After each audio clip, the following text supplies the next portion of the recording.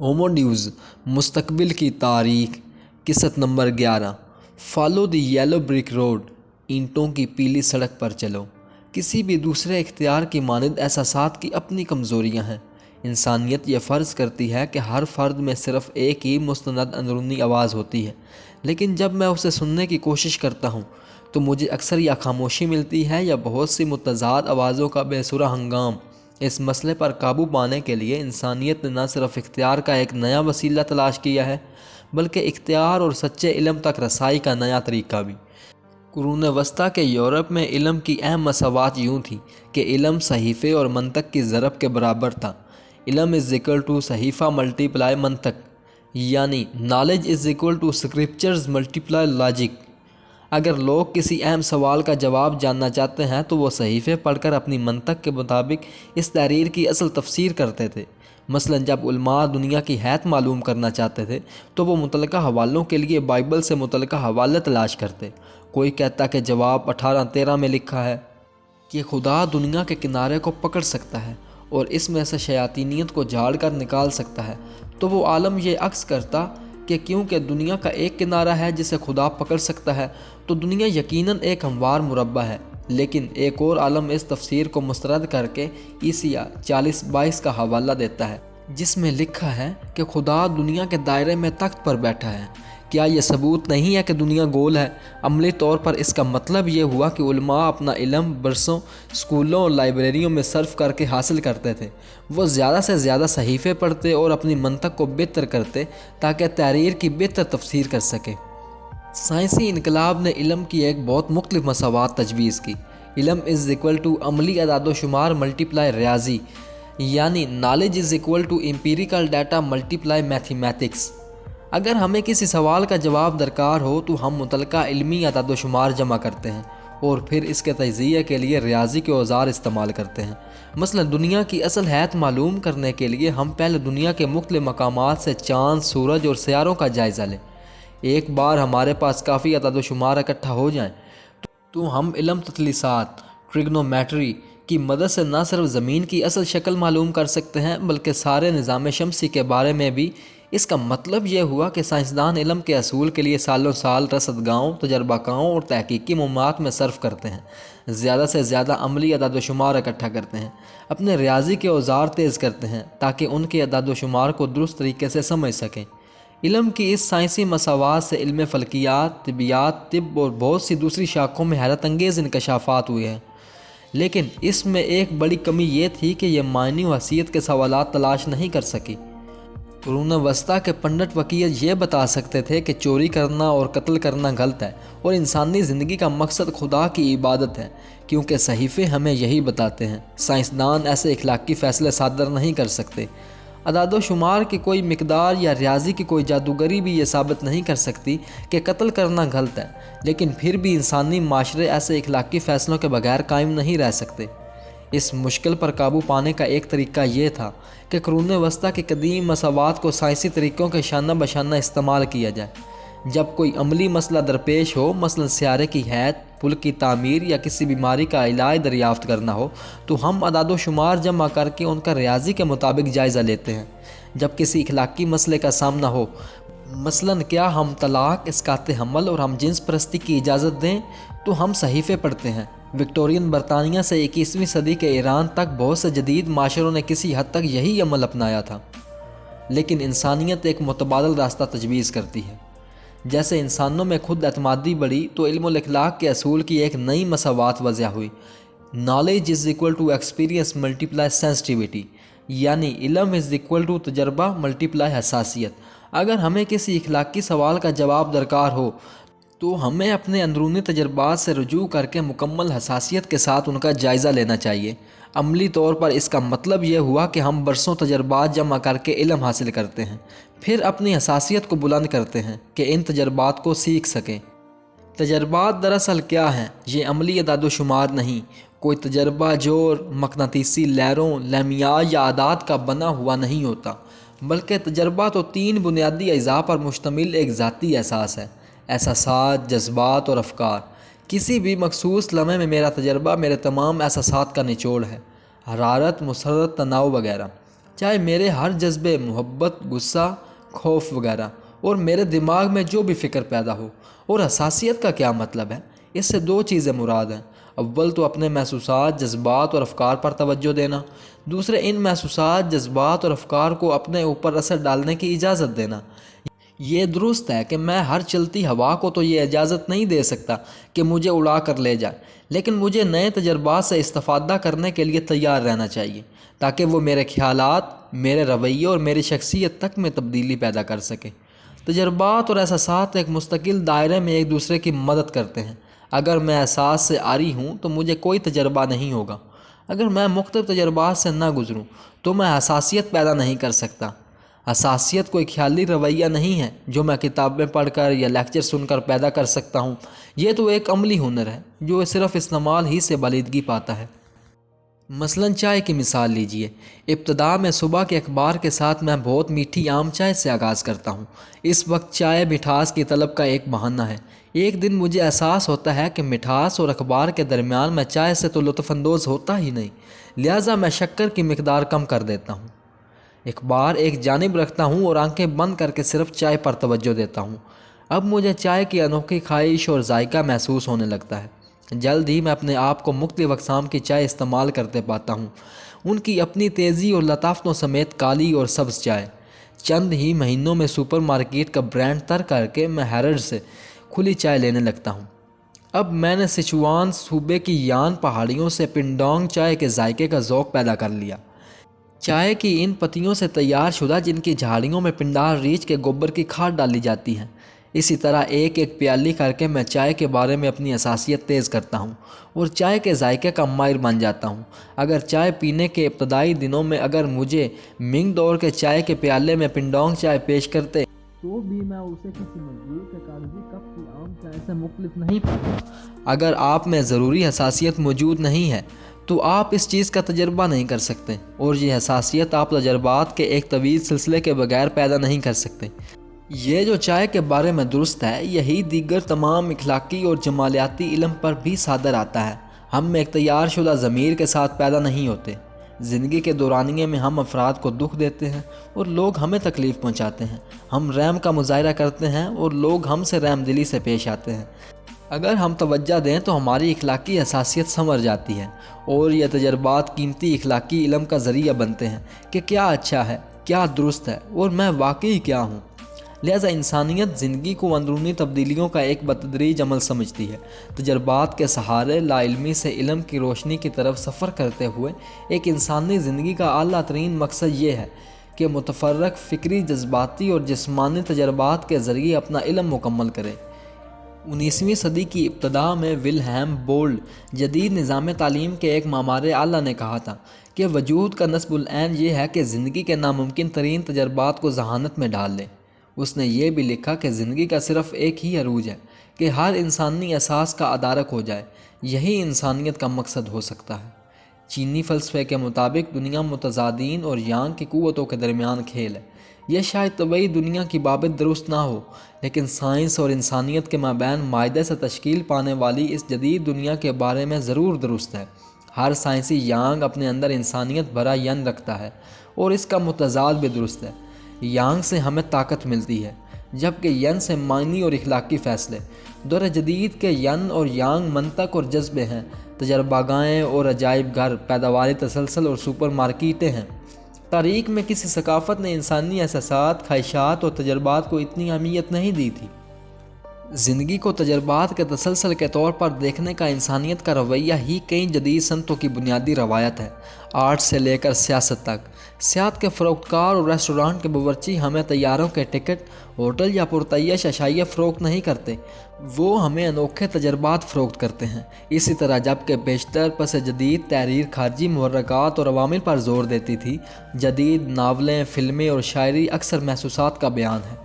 یونانی، رومن، رزمی اور قرون وسطیٰ کی پرخطر عشقیہ داستانیں محسوسات کی نہیں بلکہ قہرہائے بہادری کا بیان تھے۔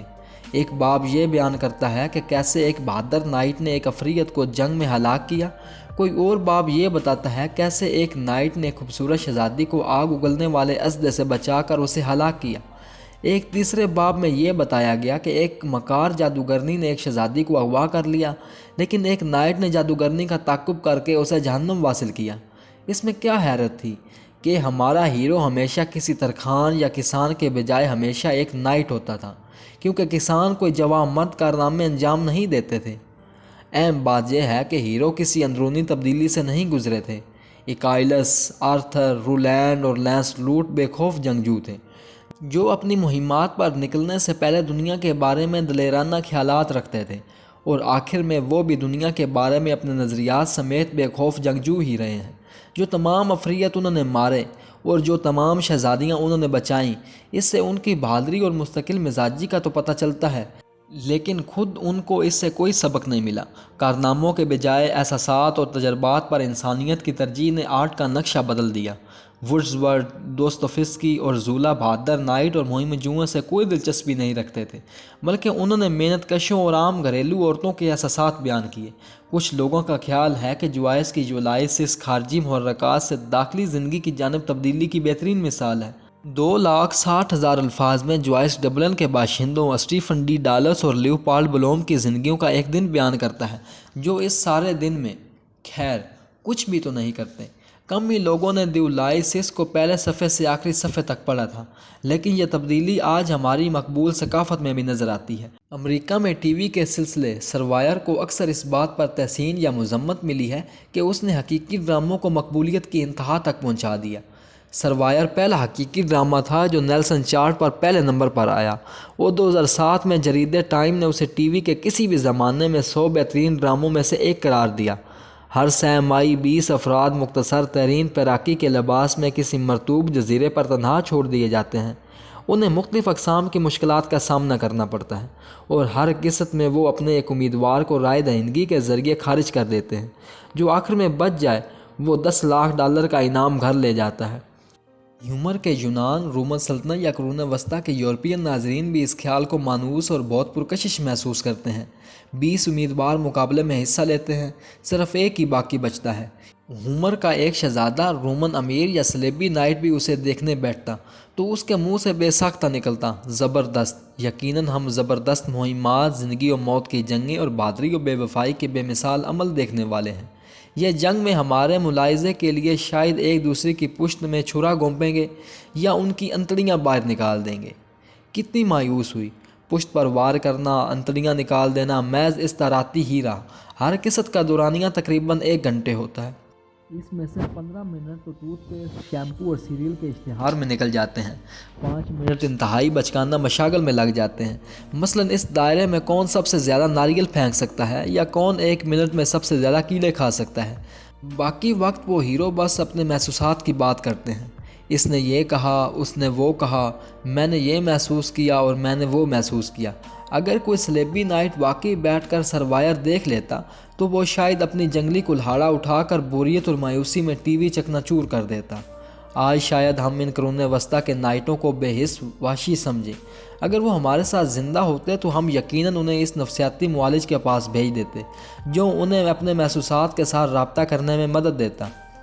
وزرڈ آف اوز میں ٹن مین کے ساتھ یہی تو ہوا تھا۔ وہ دوڑ رہی تھی اور اس کے دوستوں کے ساتھ پیلی سڑک پر اس امید میں چل رہا تھا کہ جب وہ اوز پہنچیں گے تو وہ عقل مند اسے ایک دل فراہم کر دے گا۔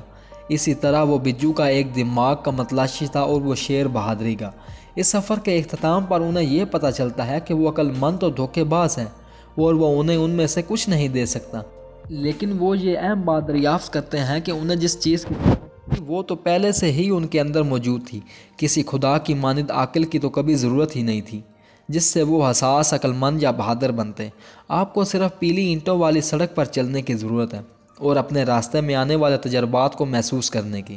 اسٹار شپ انٹرپرائزز نامی پروگرام میں کم و بیش یہی سبق کپتان کرک اور کپتان جین کوک پیگارڈ نے کائنات کے سفر کے دوران حاصل کیا۔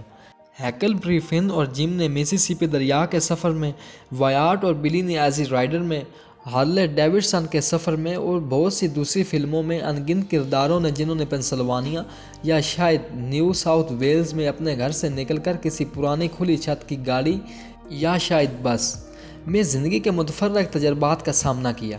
وہ اپنا آپ دریافت کرتے ہیں، اپنے احساسات بیان کرتے ہیں اور بلا کر بہتر اور زیادہ ذہین انسانوں کے طور پر سین فرانسسکو یا شاید الائس سپرنگز پہنچ جاتے ہیں۔ دی ٹروتھ اباؤٹ وار، جنگ کی سچائی۔ اس مساوات یعنی علم برابر ہے تجربات ضرب احساسات، یعنی knowledge is equal to experience multiply sensitivity نے نہ صرف ہماری مقبول ثقافت بلکہ جنگ جیسے اہم معاملات میں بھی تبدیلی پیدا کی ہے۔ تاریخ کے بیشتر دورانیے جب افراد یہ معلوم کرنا چاہتے کہ فلاں جنگ منصفانہ تھی تو وہ خدا سے دریافت کرتے، وہ صحیفوں، بادشاہوں، پادریوں اور معززین سے دریافت کرتے۔ کم ہی لوگ کسی عام سپاہی یا عام شہری سے ان کے تجربات کے بارے میں پوچھتے۔ ہومر، ورجل اور شیکسپیئر کے جنگی نغمے بادشاہوں، جرنیلوں اور غیر معمولی بہادروں کی بات کرتے۔ اگرچہ وہ جنگ کے آزار چھپاتے نہیں تھے، لیکن فتح مندی اور بہادری کے بیانات ان پر غالب آ جاتے۔ عام سپاہی یا تو جالوت کے ہاتھوں قتل ہونے والی لاشوں کے انبار کا ایک حصہ ہوتا، یا تالیاں بجاتے مجمع کا جو ایک فتح مند داؤد کو کندھوں پر اٹھا رہا ہوتا۔ مثلاً برائٹن فیلڈ کی جنگ جو 1631 میں تصویر بنائی گئی، مصور جان جیکوس والٹر اس میں سویڈن کے شاہ گستاف ایڈولف کی مدح کر رہا ہے، جس نے اس دن ایک واضح فتح کے لیے حملہ کیا۔ ایڈولف گستاف میدان جنگ میں ایسے استادہ ہے جیسے وہ کوئی خدائے جنگ ہو۔ ایسا لگتا ہے کہ جیسے بادشاہ میدان جنگ میں کسی شطرنج کے کھلاڑی کی مانند پیادوں کو آگے بڑھا رہا ہو۔ خود پیادے زیادہ تر عام سے وجود ہیں یا کسی پس منظر میں مختصر نقطے۔ والٹر کو اس کی پرواہ نہیں تھی کہ وہ حملہ کرتے وقت فرار ہونے میں، مارے یا مرنے جانے میں کیا محسوس کرتے۔ وہ ایک بے چہرہ اجتماع تھے۔ جب مصور کماندار کے بجائے خود میدان جنگ کو مرکز نگاہ بناتے تب بھی وہ اسے ایک عمومی نظر سے دیکھتے اور ذاتی محسوسات کے بجائے اجتماعی حکمت عملی پر زور دیتے۔ مثلا نومبر 1620 میں سفید پہاڑ کی جنگ کے بارے میں مصور اسنیئر ایک تصویر شائع کرتا ہے۔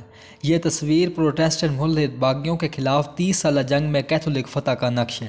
اسنیئر اس فتح کی یاد میں مختلف سفرائیوں، حکمت عملیوں اور عسکری پیش قدمیوں کی باریک بینی سے پیش کرتا تھا۔ آپ بآسانی مختلف یونٹوں کو شناخت کر سکتے ہیں، ان کا اسلحہ اور میدان جنگ میں ان کی تعیناتی۔ اسنیئرز اس میں عام سپاہیوں کے تجربات اور احساسات کو بہت کم اہمیت دیتا ہے۔ جین جیکوس والٹر کی طرح یہ بھی ہمیں خداؤں اور بادشاہوں کی مانند کسی بالائی مسند سے جنگ کا منظر دکھاتا ہے اور جنگ کو شطرنج کے ایک عظیم کھیل کی مانند پیش کرتا ہے۔ اگر آپ اس تصویر کا غور سے جائزہ لیں تو آپ کو اندازہ ہوگا کہ سفید پہاڑ کی جنگ کسی طرح شطرنج کے کھیل سے زیادہ پیچیدہ ہے۔ اولین نظر میں جیومیٹری کا کوئی خیال معلوم ہوتا ہے، غور سے دیکھیں تو وہ قتل و غارت گری کے خونی مناظر ہیں۔ یہاں وہاں آپ کو فرار ہوتے یا دشمن کو اپنی سنگین پر پروتے انفرادی سپاہیوں کے چہرے بھی نظر آ جائیں گے، لیکن یہ نظارے اس عمومی مناظر میں اپنی جگہ کے اعتبار سے معنی حاصل کرتے ہیں۔ جب ہم توپ کے گولے کو کسی سپاہی کے چیتھڑے اڑاتے دیکھتے ہیں تو ہم سمجھتے ہیں کہ یہ کسی عظیم کیتھولک فتح کا حصہ ہیں۔ اگر وہ سپاہی پروٹیسٹنٹ فوجی ہے تو اس کی موت بغاوت اور الحاد کا منصفانہ انعام ہے۔ اگر وہ کیتھولک فوج کا سپاہی ہے تو اس کی موت ایک اعلیٰ مقصد کے لیے عظیم قربانی ہے۔ اگر ہم اوپر نظر دوڑائیں تو ہمیں فرشتے میدان جنگ میں پرواز کرتے نظر آئیں گے۔ وہ ایک سفید بیز اٹھائے ہیں جس پر میدان جنگ کا وقوع لاطینی میں تحریر ہے۔ اس کی کیا اہمیت ہے؟ یہاں پیغام یہ ہے کہ خدا نے شاہ فرڈینانڈ دوئم کو 8 نومبر 1620 کو اپنے دشمنوں کو شکست دینے میں مدد دی۔ ہزاروں سالوں تک لوگوں کو جنگ میں خدا، بادشاہ، جرنیل اور عظیم بہادر نظر آتے رہے، لیکن گزشتہ 2 صدیوں میں بادشاہ اور جرنیل ایک جانب ہٹا کر توجہ سپاہیوں اور ان کے تجربات پر مرکوز ہو گئی ہے۔ جنگی ناول جیسے مغربی محاذ پر سب ٹھیک ہے اور جنگی فلمیں جیسے پلاٹون ایک نئے رنگ روٹ سے شروع ہوتی ہیں جو دنیا میں اپنا یا دنیا کے بارے میں بہت کم جانتا ہے، لیکن وہ امیدوں اور خوابوں کا بہت بھاری بوجھ اٹھائے ہوئے ہے۔ وہ سمجھتا ہے کہ جنگ بہت شاندار ہے، وہ ایک عظیم مقصد کے لیے لڑ رہا ہے اور اس کا جرنیل بہت ذہین ہے۔ چند ہفتوں کی اصل جنگ مٹی، خون اور موت کی بو، ایک ایک کر کے اس کے خواب چکنا چور ہوتے ہیں۔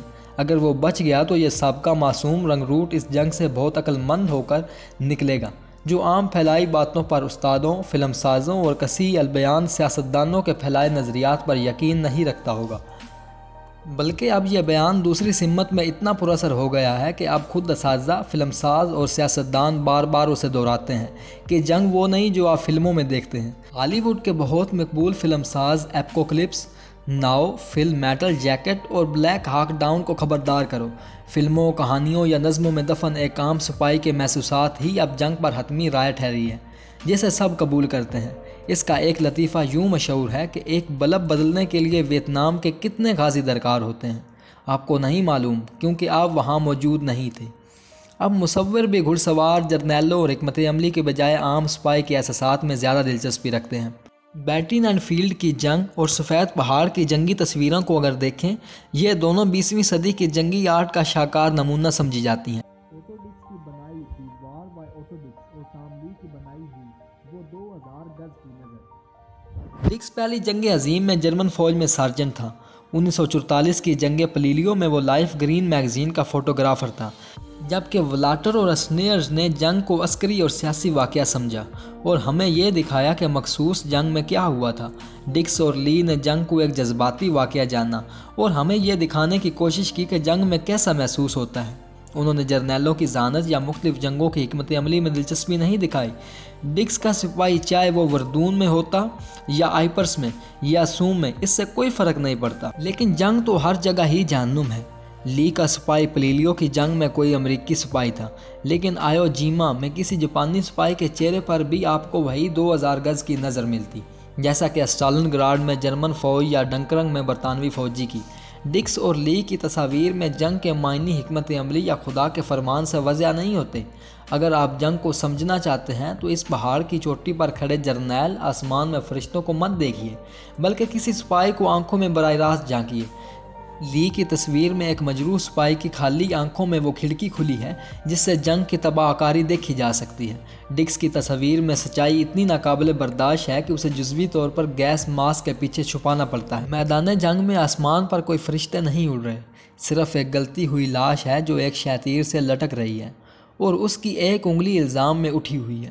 تو ڈکس اور لی جیسے مصوروں نے جنگ کی روایتی درجہ بندی بدلنے میں مدد دی۔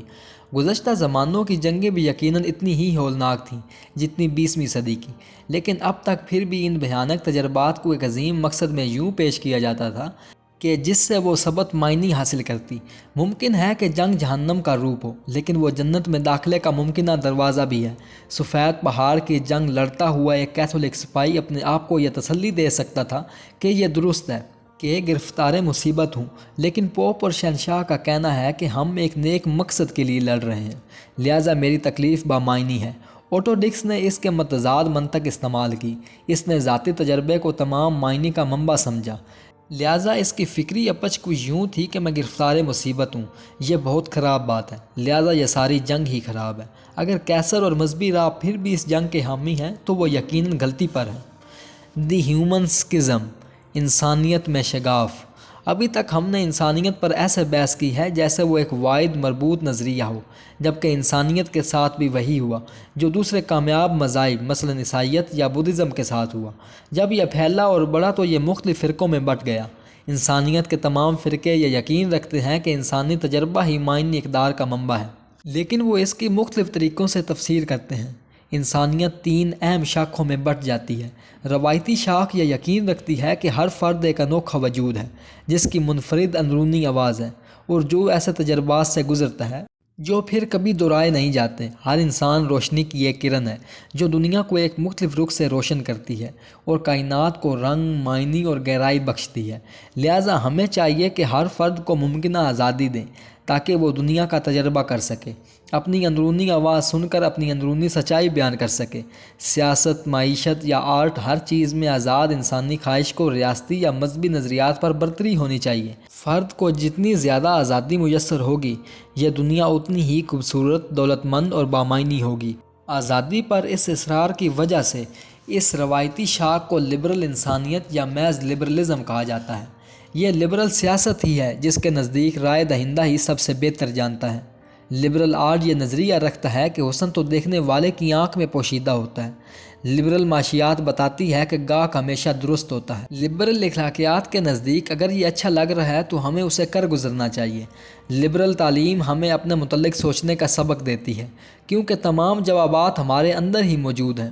19ویں اور 20ویں صدی میں جب انسانیت نے سماجی قبولیت اور سیاسی قوت حاصل کی تو اس کے 2 مختلف فرقے بن گئے۔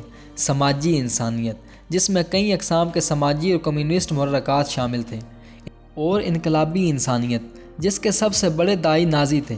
دونوں فرقے لبرلزم سے اس بات پر متفق تھے کہ انسانی تجربہ ہی معنی و اقدار کا منبع ہے۔ دونوں کسی روایتی طاقت یا الہی قانونی کتاب پر یقین نہیں رکھتے تھے۔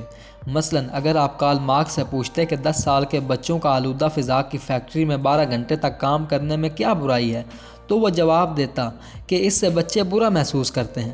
ہمیں جبر، استحصال اور عدم مساوات سے اس لیے نہیں گریز کرنا چاہیے کہ یہ خدائی حکم ہے، بلکہ اس لیے کہ اس سے لوگ برا محسوس کرتے ہیں۔ لیکن سوشلسٹ اور انقلابی انسانیت پرست دونوں ہی اس جانب نشاندہی کرتے ہیں کہ انسانی تجربے کی لبرل تفسیر غلطی سے پاک نہیں۔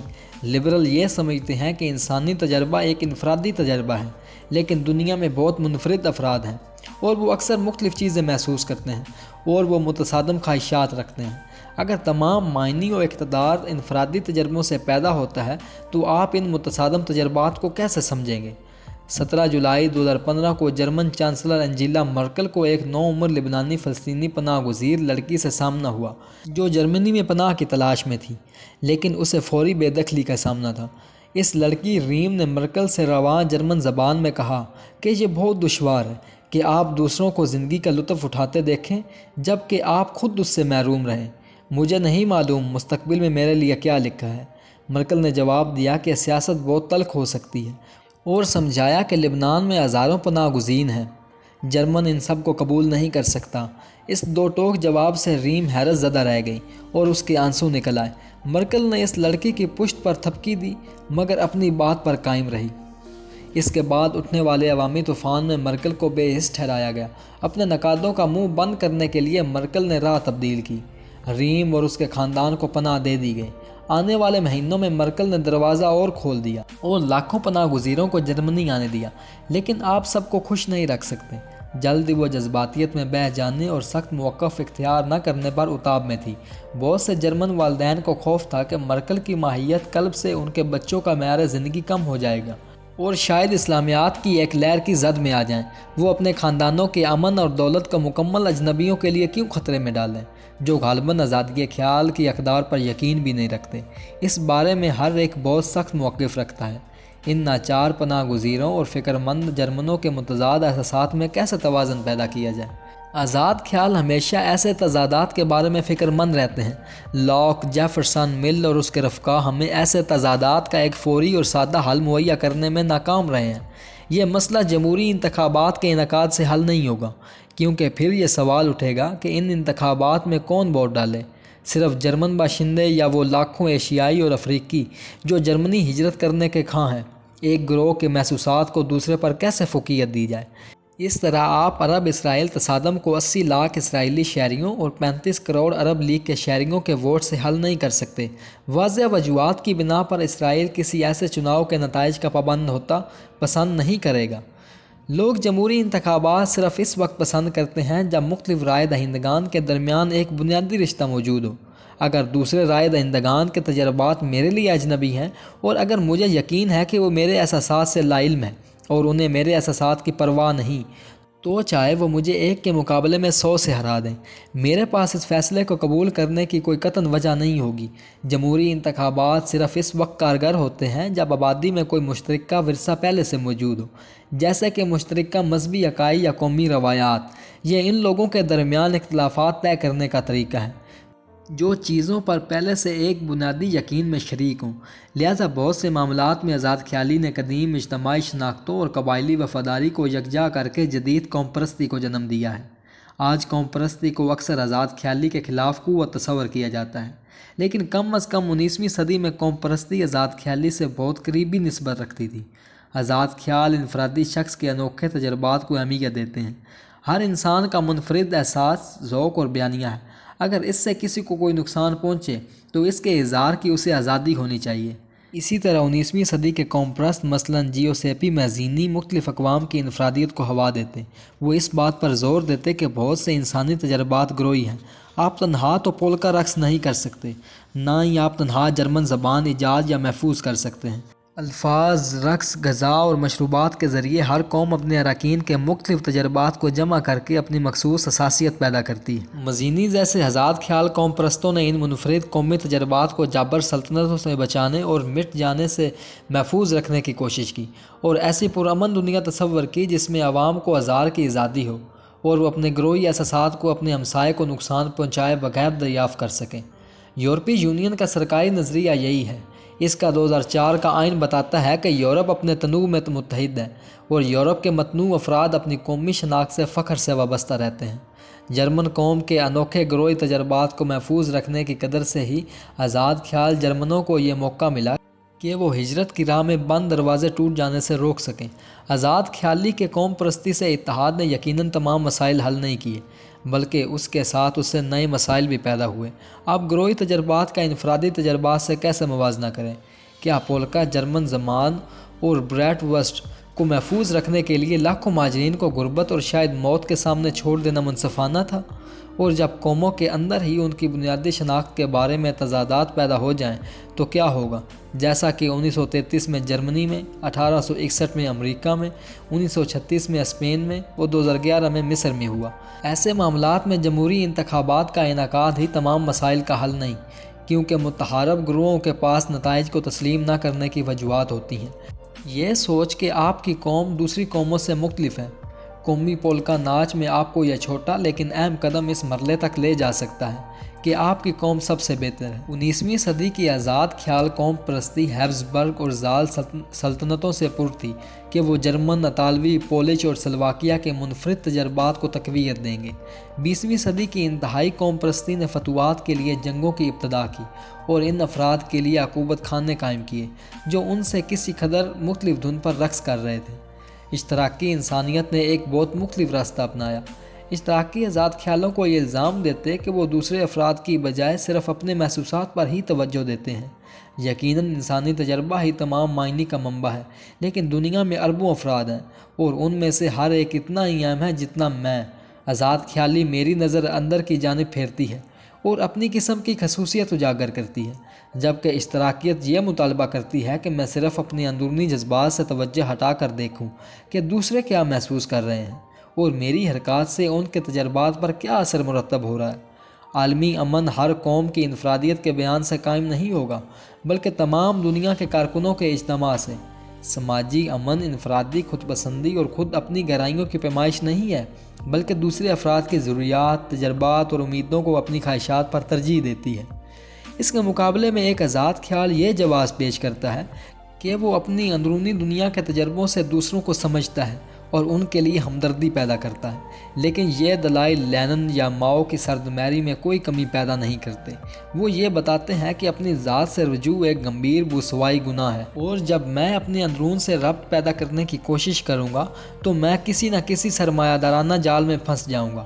میرے موجودہ سیاسی حالات، میری پسند ناپسند، میرے مشاغل اور میرے مقاصد میری ذات کی سچائی کا اظہار نہیں، وہ تو محض میری تربیت اور سماجی اطراف کا عکس ہیں۔ ان کا انحصار میرے طبقے، میرے محلے اور میرے اسکول پر ہے۔ پیدائش کے وقت امیر اور غریب دونوں کے ذہن صاف ہوتے ہیں۔ امراء کو یہ تربیت ملتی ہے کہ وہ غرباء کو نظر انداز کریں، جبکہ غریبوں کو خود اپنے مفادات فراموش کرنے کی ہدایت ملتی ہے۔ نفسیاتی علاج کی کوئی مقدار بھی کام نہیں آ سکتی، کیونکہ یہ نفسیات دان بھی تو سرمایہ دارانہ نظام کے لیے ہی کام کر رہے ہیں۔ یقیناً اپنا محاسبہ مجھے اپنے بارے میں صحیح دریافت کرنے سے اور زیادہ دور کر دے گا، کیونکہ اس میں ذاتی فیصلوں کو بہت زیادہ اہمیت دی جاتی ہے، سماجی فیصلوں کو نہیں۔ اگر میں امیر ہوں تو میں اس نتیجے پر پہنچتا ہوں کہ یہ میرے ذہین فیصلوں کا نتیجہ ہے۔ اگر میں مفلسی میں گرفتار ہوں تو یقیناً میں نے کچھ غلطیاں کی ہیں۔ اگر میں افسردہ ہوں تو ایک آزاد خیال نفسیات دان میرے والدین کو مورد الزام ٹھہرائے گا اور وہ مجھے زندگی میں کچھ نئے مقاصد طے کرنے پر راغب کرے گا۔ اگر میں یہ عذر پیش کرتا ہوں کہ میری افسردگی کی وجہ شاید سرمایہ دارانہ استحصال ہے اور موجودہ سماجی نظام میں میرے مقاصد پورے ہونے کا کوئی امکان نہیں، میرا نفسیاتی معالج یہ جواب دے گا کہ میں اپنی ذاتی مشکلات کے لیے سماجی نظام کو مورد الزام ٹھہرا رہا ہوں، اور سرمایہ دارانہ نظام کو الزام دینے کی اصل وجہ اپنی ماں سے میرے تعلقات میں دشواریاں ہیں۔ اشتراکیت کے مطابق بجائے اس سے کہ میں سالوں تک اپنی ماں، اپنے جذبات اور احساسات کا راگ الاپوں، مجھے یہ دیکھنا چاہیے کہ میرے ملک میں پیداوار کا ذمہ دار کون ہے، اس کی اہم درآمدات اور برآمدات کیا ہیں، حکمران، سیاستدانوں اور بین الاقوامی بینکاری میں کیا روابط ہیں۔ صرف موجودہ معاشی سیاسی نظام کو سمجھ کر اور دیگر تمام لوگوں کے تجربات کے آئینے میں ہی میں یہ فیصلہ کر سکتا ہوں کہ میں خود کیا محسوس کر رہا ہوں، اور صرف مشترکہ اقدامات سے ہی ہم نظام کو بدل سکتے ہیں۔ لیکن تمام انسانوں کے تجربات کا جائزہ لے کر بھلا کون ان کا منصفانہ انداز میں ایک دوسرے سے موازنہ کر سکتا ہے؟ یہی وجہ ہے کہ اشتراکی ذات کے انفرادی مطالعے کے بجائے مضبوط اجتماعی اداروں کے قیام پر زور دیتے ہیں۔ مثلاً اشتراکی پارٹی اور ٹریڈ یونین جو ہمارے لیے اس دنیا کی تفسیر کر سکیں۔ اگرچہ آزاد خیال معیشت میں رائے دہندہ سب سے بہتر جانتا ہے، اور آزاد خیال معیشت میں گاہک ہمیشہ درست ہوتا ہے، اشتراکی سیاست میں پارٹی بہتر سمجھتی ہے، اور اشتراکی معیشت میں ٹریڈ یونین ہمیشہ درست ہوتی ہے۔ معنی اور اقتدار پھر بھی انسانی تجربات سے ہی پیدا ہوتے ہیں۔ پارٹی اور ٹریڈ یونین بھی افراد پر ہی مشتمل ہے، جو افراد کی تکالیف کے رفع کرنے کے لیے کام کر رہی ہیں، لیکن فرد کو اپنی ذات کے بجائے پارٹی اور ٹریڈ یونین کی بات سننی چاہیے۔ انقلابی انسانیت کے پاس متضاد انسانی تجربات کے مسائل کا ایک مختلف حل ہے۔ ڈارون کے نظریہ ارتقاء سے وابستہ وہ اصرار کرتے ہیں کہ تنازع کی مذمت کے بجائے اس کی حوصلہ افزائی کرنی چاہیے۔ تنازع فطری چناؤ کا خام مال ہے، جس سے ارتقاء کو تقویت ملتی ہے۔ کچھ انسان دوسروں سے بہتر ہیں، اور جب انسانی تجربات میں تصادم ہوتا ہے تو موزوں ترین انسان ہی دوسرے تمام انسانوں پر حاوی ہو جاتے ہیں۔ وہی منطق جنوب انسان کو جنگلی بھیڑوں کو مٹا دینے اور پالتو بھیڑوں کو بے رحمی سے استعمال کرنے دیتی ہے۔ وہی کمزور انسانوں پر طاقتور کو برتری دیتی ہے۔ یہ صحت مند ہے کہ یورپین نے افریقہ کو فتح کر لیا تھا، اور عقل مند کاروباری افراد نے ایمکو کو دیوالیہ کر دیا۔ اگر ہم ارتقاء کے اس منطق کو مان لیں تو نوع انسان بتدریج طاقتور اور موزوں تر ہو جائے گی، اور بالآخر مفوق البشر انسان پیدا ہوں گے۔ ارتقاء ہومو سیپین پر ختم نہیں ہو گیا، ابھی بہت سفر باقی ہے، لیکن اگر انسانی حقوق یا مساوات کے نام پر ہم موزوں ترین انسان کا راستہ روک دیں تو اس سے فوق البشر کی پیدائش رک جائے گی، اور ممکن ہے کہ ہومو سیپین کے اختتام اور انحطاط کا ذریعہ بنے۔ یہ موزوں ترین افراد کون ہیں جو فوق البشر افراد کی آمد کا پیش خیمہ ہیں؟ یہ ایک مکمل نسل ہو سکتے ہیں، مخصوص قبائل یا غیر معمولی انفرادی جینسیز افراد۔ جو بھی ہوں، ان کے بہتر ہونے کی وجہ ان کی بہتر اہلیت ہے، جو نئے علوم، زیادہ ٹیکنالوجی، زیادہ دولت مند معاشروں یا زیادہ خوبصورت آرٹ کی صورت میں عیاں ہوتی ہے۔ کسی آئنسٹائن یا بیتھون کا تجربہ کسی بیکار شرابی سے بہت افضل ہے، اور ان سے اس طرح سلوک کرنا کہ جیسے وہ برابر ہوں بے وقوفی ہوگی۔ اسی طرح اگر کسی خاص قوم نے مستقل انسانی ترقی کی سربراہی کی ہے تو ہمیں اسے ان دوسری قوموں سے ممتاز سمجھنا چاہیے جنہوں نے نوع انسان کے ارتقاء میں کوئی کردار ادا نہیں کیا۔ لہٰذا آزاد خیال آرٹسٹ جیسے آٹوڈکس کے مقابلے میں انقلابی انسانیت یہ بتاتی ہے کہ جنگ کا انسانی تجربہ بہت اہم اور ضروری ہے۔ فلم تیسرا آدمی ویانا میں دوسری جنگ عظیم کے بعد کا زمانہ دکھاتی ہے۔ اس میں جنگ پر رد عمل کا اظہار کرتے ہوئے کردار ہیری الائم کہتا ہے کہ آخر یہ اتنی بری بھی نہیں تھی۔ اٹلی میں 30 سال تک بورسس کے زمانے میں جنگ، دہشت، قتل اور خون بہتا رہا، مگر انہوں نے مائیکل اینجلیو، لیونارڈو ڈونچی اور نشاط الثانیہ پیدا کیے۔ سوئٹزرلینڈ میں انہیں برادرانہ محبت، 500 برس کی جمہوریت اور امن مہیا تھا، لیکن انہوں نے کیا پیدا کیا؟ ایک بولتی چڑیا والی گھڑی، کوکو کلاک۔ لائم کے تقریباً تمام حقائق غلط ہیں۔ ابتدائی جمہوری یورپ میں سوئٹزرلینڈ غالباً سب سے زیادہ خون کی پیاسی سرزمین تھی۔ اس کی اہم پیداوار کرائے کے فوجی تھی، اور بولتی چڑیا کا گھڑیال دراصل جرمنوں کی ایجاد ہے۔ لیکن لائم کے نظریے کے مقابلے میں حقائق کی اہمیت کم ہے، یعنی کہ جنگ کا تجربہ نوع انسان کو ترقی کی راہ پر لے جاتا ہے۔ جنگیں فطری چناؤ کو کھلا میدان فراہم کرتی ہیں، اس سے کمزور ناپید پیدا ہوتے ہیں اور تندخو بلند نظر آگے بڑھتے ہیں۔ جنگ زندگی کی سچائیاں عریاں کرتی ہے، طاقت، عظمت اور فتح مندی کی آرزو جگاتی ہے۔ نیتشے نے اس کا لب لباب یوں بیان کیا تھا کہ جنگ زندگی کا اسکول ہے، اور جو چیز مجھے ہلاک نہیں کرتی وہ مجھے مضبوط کرتی ہے۔ برطانوی فوج کے لیفٹیننٹ ہنری جونز نے بھی اس قسم کے خیالات کا اظہار کیا تھا۔ پہلی جنگ عظیم میں مغربی محاذ پر اپنی موت سے 3 دن پہلے 21 سالہ جونز نے اپنے بھائی کو ایک خط میں جنگ کے بارے میں اپنے تجربات کو ان رزیں الفاظ میں بیان کیا: کیا تم نے کبھی اس حقیقت پر غور کیا ہے کہ اپنی تباہ کاریوں کے باوجود جنگ ایک بڑا واقعہ ہے؟ میرا مطلب ہے کہ اس میں فرد کو حقائق کا سامنا کرنا پڑتا ہے۔ امن کے دور میں دنیا کے 90% افراد کی کاروباری زندگی کی کمزوریوں، خود غرضیوں، آسائشوں اور سطحی پن کی جگہ ایک بے رحمی آ جاتی ہے جو کم از کم سچی اور واضح ہے۔ اسے یوں دیکھو، زمانہ امن میں فرد اپنی چھوٹی سی زندگی بسر کرتا ہے، معمولی باتوں پر الجھتا ہے، اپنے ذاتی آرام کی فکر میں رہتا ہے، پیسوں اور ہر قسم کی دیگر اشیاء کی فکر، بس اپنے لیے زندہ رہتا ہے۔ کیسی کمینی سی زندگی ہے۔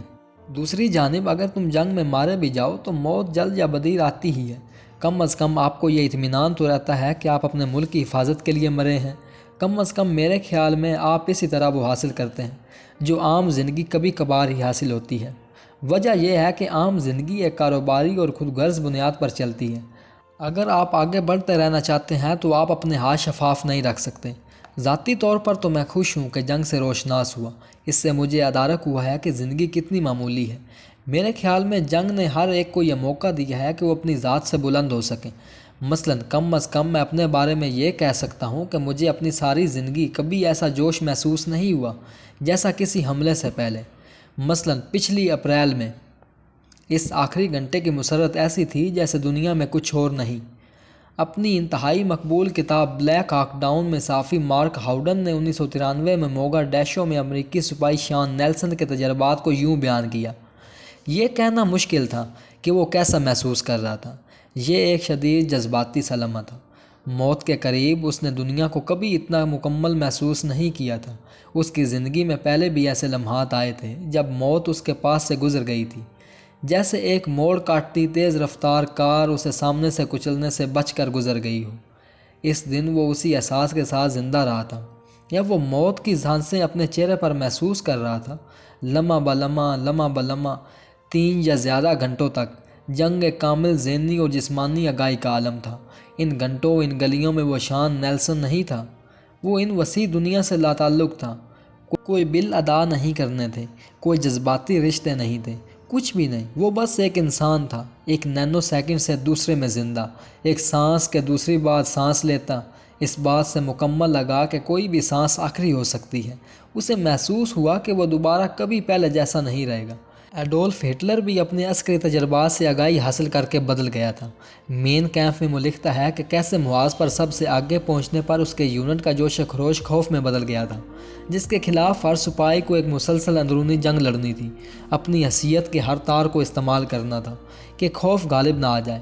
ہٹلر کہتا ہے کہ وہ اپنی اندرونی جنگ 1915 اور 1916 کی سردیوں میں جیتا۔ بالآخر وہ لکھتا ہے کہ میری رضا غالب آ گئی، اب میں پرسکون اور پرعزم تھا، اب یہ پائیدار تھا، اب تقدیر مجھے کسی بھی امتحان سے گزار سکتی تھی، لیکن اس سے پہلے میرے حوصلے پسپا ہوتے اور نہ میرے دلائل میں کوئی فرق پڑتا۔ جنگ کے تجربے نے ہٹلر کو دنیا کی حقیقت سے آگاہ کیا۔ یہ ایک جنگل ہے جس پر فطری چناؤ کے بے رحم قوانین حاکم ہیں۔ جو اس حقیقت کو نہیں پہچانتے وہ مٹ جاتے ہیں۔ اگر آپ کامیابی حاصل کرنا چاہتے ہیں تو نہ صرف آپ کو قوانین جنگل سے آگاہ ہونا پڑے گا بلکہ بخوشی قبول کرنا پڑے گا۔ یہ کہنا چاہیے کہ جنگ کے مخالف آزاد خیال آرٹسٹوں کی مانند ہٹلر نے بھی عام سپاہی کے جنگی تجربات کو اہمیت دی۔ ہٹلر کی سیاسی زندگی یقیناً ایک بہترین مثال ہے کہ 20ویں صدی میں عام افراد کے ذاتی تجربات کو کس طرح بے تحاشا طاقت حاصل ہوئی تھی۔ ہٹلر کوئی اعلیٰ افسر نہیں تھا۔ 4 سال کی جنگ میں وہ کارپول کی حیثیت سے آگے نہ بڑھ سکا۔ اس کے پاس کوئی روایتی تعلیم، کوئی پیشہ ہنرمندی اور کوئی سیاسی پس منظر نہیں تھا۔ وہ کوئی کامیاب تاجر یا یونین کا رکن نہیں تھا۔ اس کے دوست یا رشتہ دار اعلیٰ عہدوں پر فائز نہیں تھے، نہ ہی کوئی قابل ذکر دولت مند تھا۔